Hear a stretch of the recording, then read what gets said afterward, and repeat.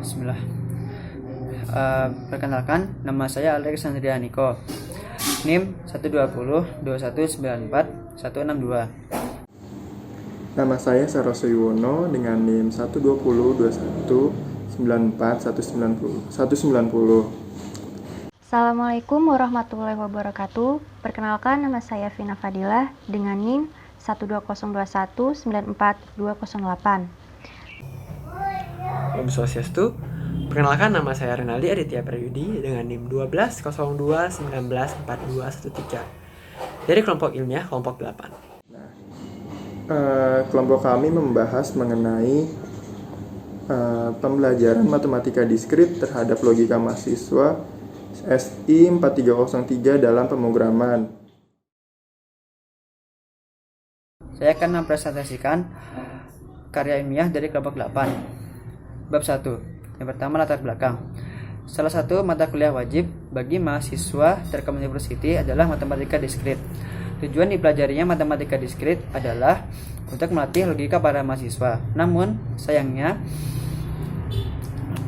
masih banyak mahasiswa yang belum mengetahui manfaat dari matkul ini, terutama manfaat untuk semester kedepannya. Oleh karena itu dibutuhkan motivasi agar para mahasiswa semangat untuk mempelajarinya. Kedua, batasan masalah. Mengingat luasnya pembahasan seputar matematika diskrit, maka fokus yang akan ditelaah adalah dampak dari pembelajaran matematika diskrit terhadap logika mahasiswa SI 4303 dalam pemrograman. Kemudian rumusan masalah. Yang pertama, apa itu matematika diskrit? Yang kedua, apa dampak yang diberikan matematika diskrit terhadap mahasiswa? Yang ketiga, apa faktor yang membuat matematika diskrit memberikan dampak terhadap mahasiswa? Kemudian tujuan. Pertama, menjelaskan matematika diskrit. Kedua, menjelaskan dampak yang diberikan matematika diskrit terhadap mahasiswa. Yang ketiga, menjelaskan faktor yang membuat matematika diskrit memberikan dampak terhadap mahasiswa. Kemudian terakhir, metode penulisan. Untuk memecahkan permasalahan yang dikaji pada karya ilmiah ini, pengumpulan data dilakukan dengan mengambil dan mempelajari sumber-sumber yang berasal dari internet. Dengan kata lain, metode penulisan karya ilmiah ini bersifat studi pustaka. Saya di sini bertugas pada pengerjaan bab 2, yaitu mengenai kajian pustaka. Nah, di bab ini saya berfokus pada mencari teori-teori landasan sebagai acuan pada karya tulis ilmiah yang kelompok kami kaji. Mencari teori-teori ini dengan cara melalui internet. Di internet itu saya mencari pernyataan-pernyataan para ahli dan juga lembaga pemerintah serta hukum-hukum tertulis. Nah, diantaranya yang saya cari yaitu mengenai pembelajaran matematika, diskrit, logika, dan mahasiswa.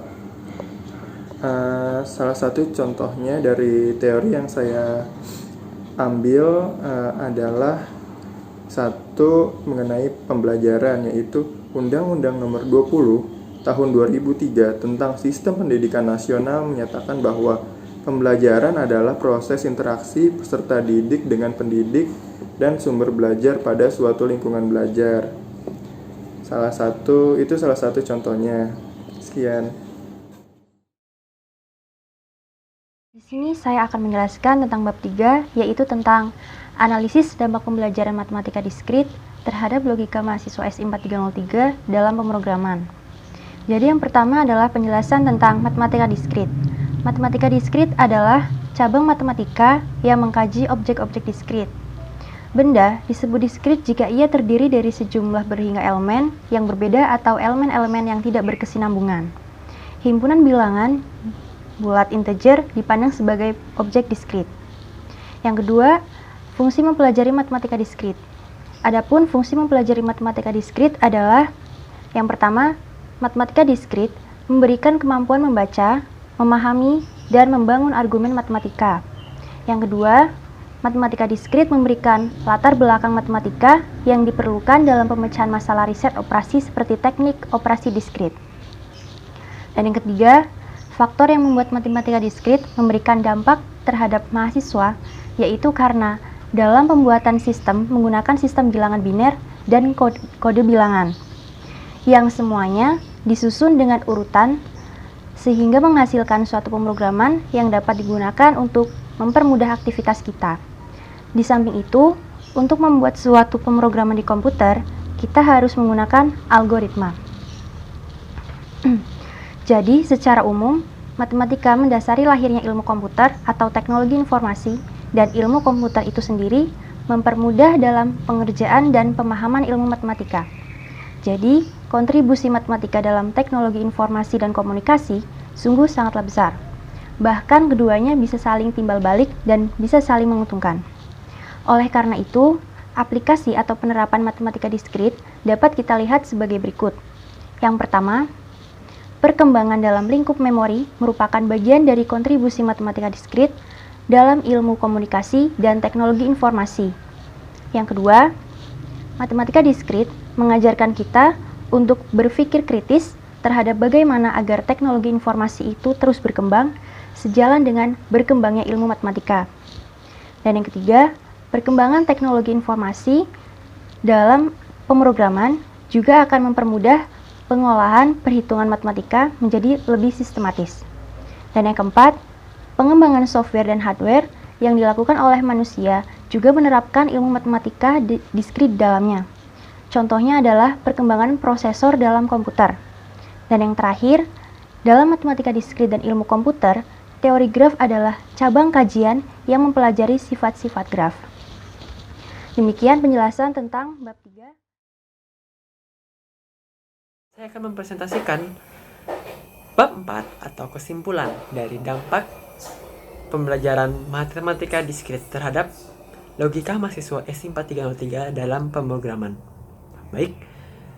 Nah, berdasarkan penelitian yang telah kami lakukan, kami dapat menyimpulkan bahwa mata kuliah matematika diskrit ini adalah mata kuliah atau disiplin ilmu yang mempelajari tentang objek-objek diskrit, atau kita sebut matematika yang dapat kita hitung, seperti contohnya bilangan bulat. Nah, manfaat yang paling signifikan yang kita dapatkan dari mempelajari mata kuliah ini adalah meningkatnya kemampuan logika dan literasi numerasi mahasiswa, sehingga mahasiswa atau kita dapat memecahkan beberapa masalah operasi yang memerlukan kemampuan matematika. Nah, mata kuliah ini juga memberikan dampak yang sangat signifikan terhadap logika mahasiswa dalam pemrograman. Nah, kenapa? Ini dikarenakan dalam pemrograman diperlukan algoritma yang memerlukan langkah-langkah yang sistematis dan juga yang mengikuti kaidah logika, yang juga memerlukan pengolahan matematika yang tepat, sehingga dengan kita mempelajari mata kuliah matematika diskrit ini, kita dianggap sudah dapat mempelajari atau kita sudah dapat mendapatkan ilmu basic atau ilmu dasar dari pemrograman itu sendiri. Baik, sekian presentasi dari kelompok kami. Kurang lebihnya mohon maaf. Wassalamualaikum warahmatullahi wabarakatuh.